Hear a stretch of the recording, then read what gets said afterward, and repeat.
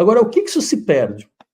Eu queria insistir nesse aspecto, porque esse é um aspecto que me parece bastante importante. O que se perde quando nós eliminamos categorias clínicas? Que tipo de visão, que tipo de compreensão é perdida? Essas categorias são o quê? Elas viram o quê? Parte de um museu de cera? Né? São um museu de cera da história da medicina. Olha como antigamente existiam as histéricas, né? Mas não existe mais histeria hoje em dia. Olha como antigamente existiam os paranoicos. Não existem mais paranoicos. Um pouco como a gente fala em física. Olha como existe o flogisto, né? Só que não existe flogisto. Então, ou seja, é isso?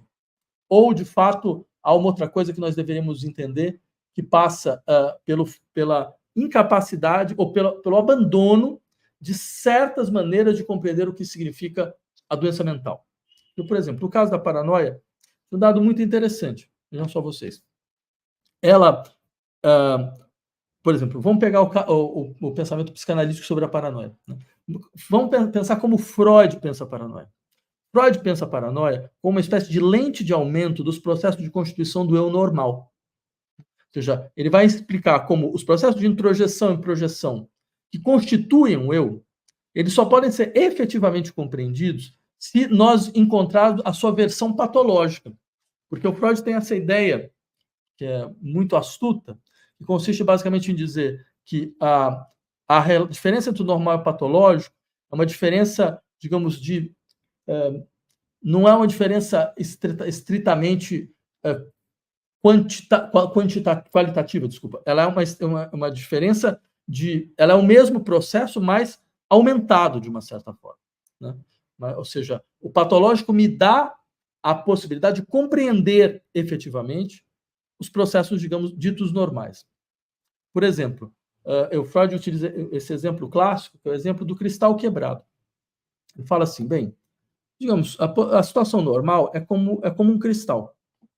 Aí, digamos que eu deixo o cristal cair no chão, o cristal quebra.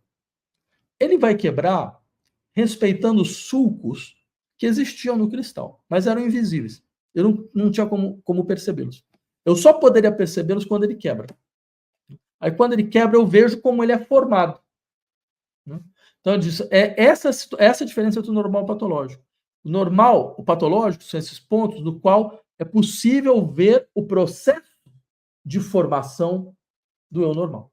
E ele usa a paranoia, usa os processos de introjeção e projeção da paranoia, certo? Usa as dinâmicas de identificação da paranoia, certo? Exatamente para entender como se produz o eu. Então, veja que coisa interessante.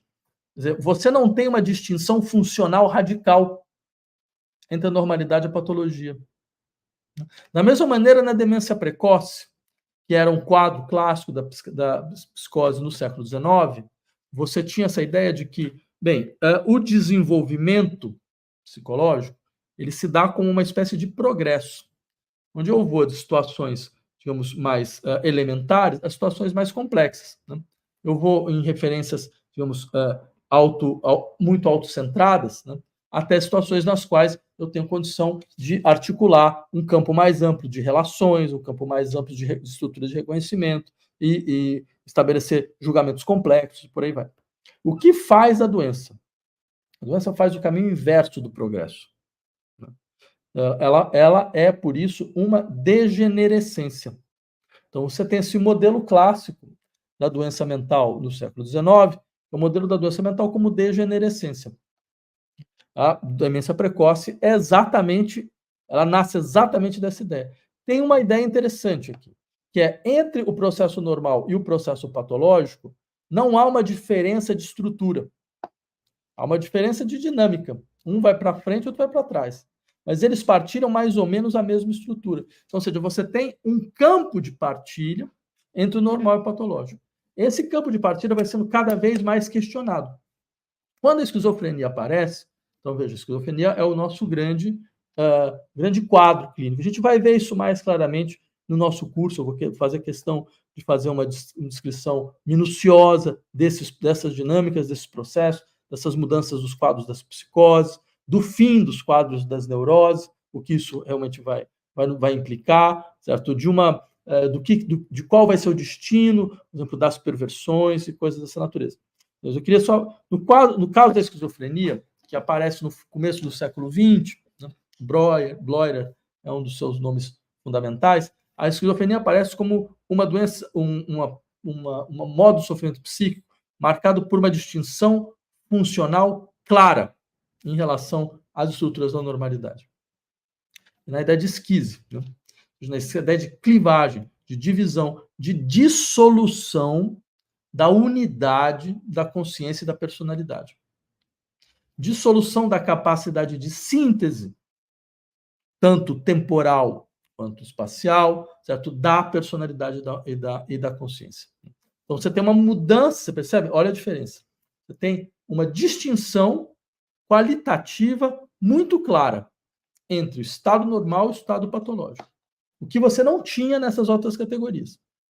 Ou seja, elas desaparecem não porque você não tem mais quadros, não tem mais casos ao qual você possa remetê-las. Na verdade, desaparece porque a noção de doença mental ela se modifica.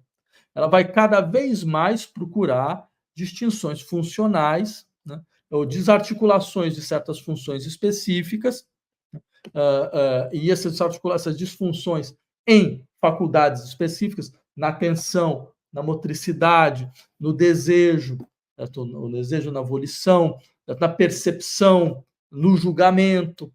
Essas distinções elas vão precisar estar organizadas em quadros muito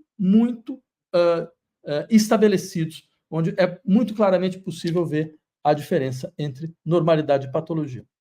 Ok, mas eu havia dito a vocês que uma mudança do tamanho que nós estamos vendo, ela não pode ocorrer sem uma modificação estrutural em sistemas de valores exteriores à clínica.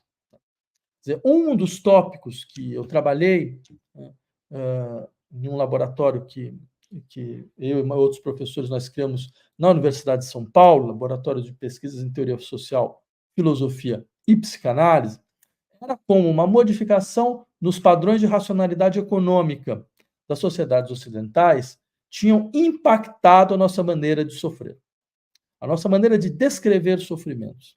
Né? Isso de uma forma, eu diria, muito estrutural.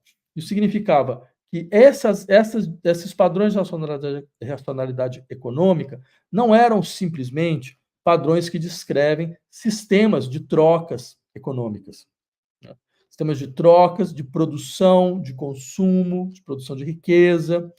Eles faziam outras coisas também. Eles também eram modos de produção de subjetividades. Entendeu? Então, ou seja, uma racionalidade econômica não diz respeito apenas à maneira com que nós organizamos as dinâmicas de produção, as dinâmicas de circulação e as dinâmicas de consumo de objetos nas nossas sociedades, tendo em vista a produção de riqueza. Na verdade, uma racionalidade econômica também é uma forma de definir como nós vamos produzir sujeitos. Marx já dizia isso. Né? Produção não produz só um objeto para o sujeito, ela produz um sujeito para o objeto. Isso é uma ideia muito importante. Então, se for assim, ela não produz só do ponto de vista normativo. Porque qual o sentido de falar o que eu estou falando? Por que eu estou dizendo o que eu estou dizendo? Estou dizendo, na verdade, estou falando isso porque, de uma certa forma, só para pegar esse exemplo, a economia, ela depende da psicologia, ela é uma continuação da psicologia por outros meios. Ela tem uma psicologia que seja implícita, que ela fala o que significa um agente racional, que ela fala o que significa um interesse, ela fala o que significa maximizar o interesse, né? Ou seja, ela fala como os sujeitos agem ou devem agir, ela fala de comportamentos individuais, ela fala de procuras, de ganhos, de lucros, que mobilizam comportamentos individuais. Então, ela pressupõe sujeitos, ela pressupõe indivíduos que tenham certas características que compreendam como racional as demandas econômicas às quais eles estão submetidos e submetidas. Então, ou seja, há uma articulação profunda. Não é possível você mudar um princípio de organização econômica sem mudar os sujeitos que estão a ele submetidos, porque o princípio de organização econômica define a forma como eu vou trabalhar, define, então, a forma como... E mais do que isso, ela define também a forma como eu vou desejar. Né? Ou seja, eu costumo dizer isso, não se trabalha da mesma forma dentro e fora do capitalismo, mas também não se deseja da mesma forma dentro e fora do capitalismo, e nem se fala, nem se usa a linguagem da mesma forma dentro e fora do capitalismo, porque esse processo de racionalidade econômica impõe impactos profundos na nossa forma de vida como um todo. E não só no sentido de uma disposição normativa, ou seja, como eu devo ser para que eu possa ser um sujeito econômico, ou seja, um sujeito que pode ser, que não vai ser destruído dentro de uma certa lógica econômica, né? Que vai conseguir saber produzir valor, vai conseguir fazer do seu trabalho um trabalho produtor de valor, vai conseguir sobreviver socialmente, né? Vai conseguir ter uma autonomia no sentido de estabelecer para si, né, a sua própria capacidade de autopreservação. Não é só isso. Uma racionalidade econômica também interfere na maneira com que nós vamos descrever nossos sofrimentos. Isso é um dado importante.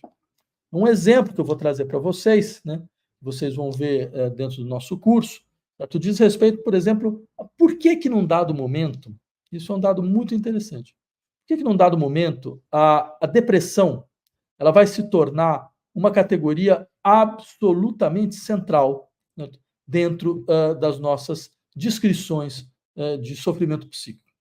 Eu lembro a vocês, por exemplo, os primeiros antidepressivos, esses com cloropromazina, que apareceram nos anos 50, eles não foram objeto de grande comercialização. Olha que coisa interessante. Sabe por quê? Porque não tinha público para eles. Não tinha consumidor. Os casos de depressão eram residuais. Os níveis de depressão eram muito baixos. Hoje, eu acabei de falar para vocês, 13,5% da população brasileira foi diagnosticada com depressão. Diagnosticada. A gente sabe o que significa para setores enormes da população brasileira receber um diagnóstico, ir num CAPS, ir num hospital. Certo? Então, você pode imaginar qual é o verdadeiro número nesse caso. Aqui vejam que coisa interessante. Essa modificação estrutural, ela se deu através de uma substituição. A depressão, ela entra como uma categoria fundamental no lugar de outra categoria. E a categoria que antes era a categoria que organizava boa parte dos diagnósticos era a categoria das neuroses. Então, houve uma certa substituição efetiva das categorias das neuroses aos transtornos depressivos. Essa é uma característica importante das transformações estruturais, nosso modo de descrever sofrimento, tal como eles ocorreram nos últimos 60 anos. A ascensão irresistível dos transtornos depressivos, né? Porque o primeiro passo vai ser quebrar. Existia, por exemplo, no DSM-2, o transtorno maníaco-depressivo. Tá? Essa bipolaridade, essa estrutura maníaco-depressiva. Né? E ela vai ser autonomia, a depressão se autonomiza até se transformar na grande categoria clínica que nós temos hoje, na grande categoria clínica. Tá? Agora vejam que coisa interessante. Uma das coisas que nós podemos levantar é que como se sofre, qual a diferença do sofrimento próprio das neuroses e a depressão? Porque no caso das neuroses, eu poderia lembrar de um trabalho pioneiro, muito interessante, de um sociólogo da medicina, né, chamado Alan Ehrenberg, que dizia mais ou menos o seguinte: veja, a neurose é uma patologia do proibido e do permitido. É uma patologia da lei. Né? Ou seja, eu tenho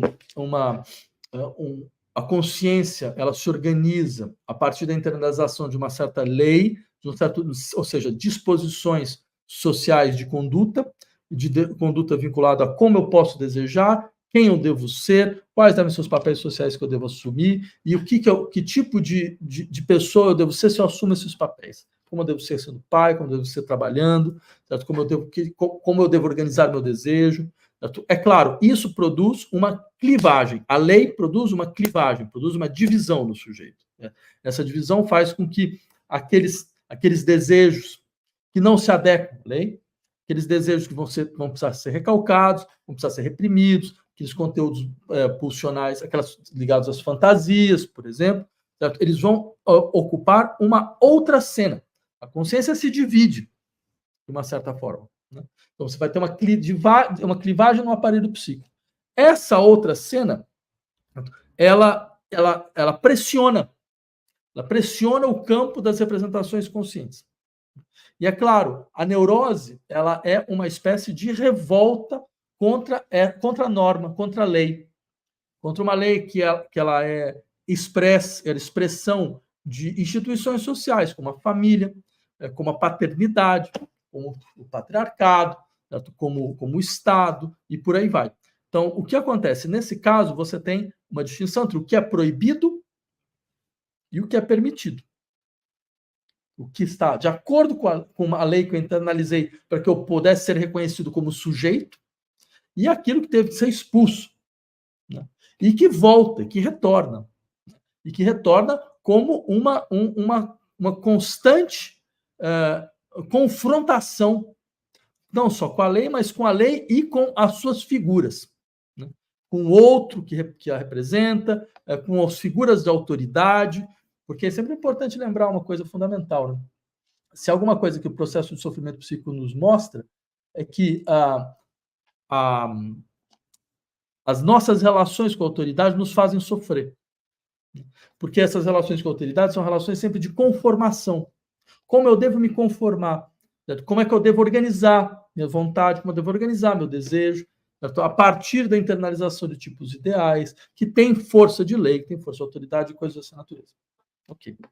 Só que o que é a depressão? Veja uma coisa interessante. A depressão não é uma patologia do permitido e do proibido. Não é uma patologia ligada à lei. Ela é uma patologia da potência e da impotência.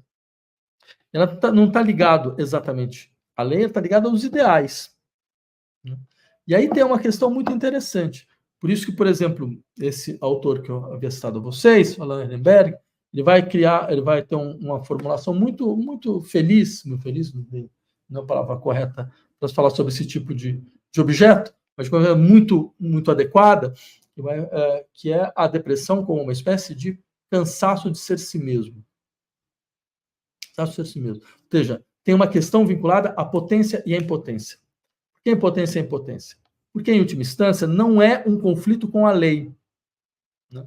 Porque essa instância legisladora, essa instância repressora, ela não funciona mais da mesma forma como ela funcionava, sei lá, no começo do século, né? Tem uma mudança dos padrões de socialização, onde os discursos repressivos eles não têm mais a mesma configuração, e eles perdem a sua centralidade. Eles vão ser configurados de outra maneira, mas eles não têm mais o eixo fundamental da organização.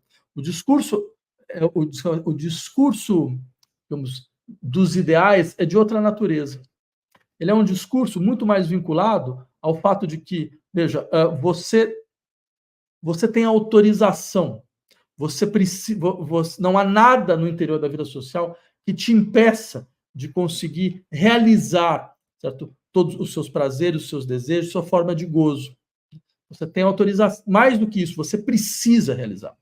Você tem a exigência de realizar, né? Até porque essa é a condição da sua existência. É que você consiga fazer da sua forma de gozo um objeto de consumo, um espaço de circulação de identidades, de identificações e coisas dessa natureza. Então, o que acontece quando eu não consigo realizar? Você percebe? É como se falasse, não, mas você, não há nada que te impeça, a não ser a sua própria impotência. A não ser a sua própria impotência. A impotência é sua. A responsabilidade é sua, individual. É diferente da neurose, onde você jogava, digamos, você tinha uma relação ambivalente com a lei, né? A lei excitava, né? A lei excitava e reprimia. Né? Então, ela tem uma dinâmica, a neurose tem uma dinâmica de transgressão, né? Então, essas transgressões que vão aparecer nas neuroses obsessivas, nas neuroses histéricas, de uma forma, um desejo de transgressão, que é pelo menos isso, que aparece de uma forma ou de outra. Mas o desejo de transgressão também é marcado pelo desejo de preservação. Ele tem toda a ambivalência do processo neurótico. Mas, de toda forma, você percebe, existe uma relação ao outro que é constituinte. Aqui, essa relação ao outro, ela se desdobra de outra forma, completamente diferente, né? Porque dentro de uma sociedade, veja, onde a liberdade seria uma característica fundamental, né? E é assim que as sociedades neoliberais se venderam. É uma sociedade onde, na verdade, tudo que você precisa é saber usar esta liberdade, né? A liberdade de empreender, a liberdade de inventar, a liberdade de ser, a liberdade de conseguir abrir novos caminhos. Quer dizer, dentro de uma sociedade como essa, não é à toa que é a depressão que vai ser a categoria clínica fundamental. Aqueles que não vão se encontrar nesta liberdade, que vão achar que tem algum problema com ela, né? E que não conseguem, não se sentem implicados. E por isso eles acabam, a sua revolta contra a ordem social se torna uma impotência, um cansaço radical de si mesmo, né? Um desligamento fundamental, até a inanição, né? Então, vocês percebem, é só um exemplo que eu acho que é mais ou menos importante, para que nós possamos entender, afinal de contas, o que significa dizer que existem estruturas de valores sociais que interferem na nossa maneira de descrever nossas formas de sofrimento, né? Agora, eu queria só lembrar vocês que essa é uma maneira alternativa de compreender o que é o processo de desenvolvimento das categorias clínicas e quais são, eu diria, os desafios que eles impõem à atividade clínica contemporânea. Porque, é claro, a psicanálise, a ideia era essa, a psicanálise e novas formas de sofrimento, né? A psicanálise ela tem uma posição extremamente singular dentro dessa nova configuração. E eu poderia descrever essa posição como uma posição de resiliência. Resiliência em que sentido? No sentido de que a psicanálise ela modificou muito pouco as suas estruturas de categorização clínica. Até hoje, nós trabalhamos com estruturas como as neuroses, com estrutura como as perversões, com estrutura como a psicose, com estrutura como a paranoia, por aí vai. De onde vem essa resiliência da psicanálise? Primeiro, do fato de que setores fundamentais da psicanálise têm uma noção de estrutura que lhe é própria, né? Ou seja, uma ideia de que os modos de sofrimento se organizam sob a forma de estruturas. Então, eles são relativamente autônomos em relação à descrição de sintomas. Eu posso ter sintomas paranoicos, mas ter uma estrutura histérica. É possível.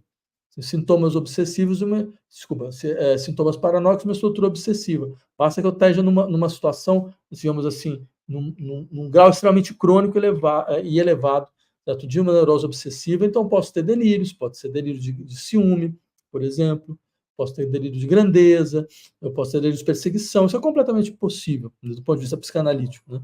Então, não são os sintomas, não é a categoria, as estruturas dos sintomas que definem uma categoria.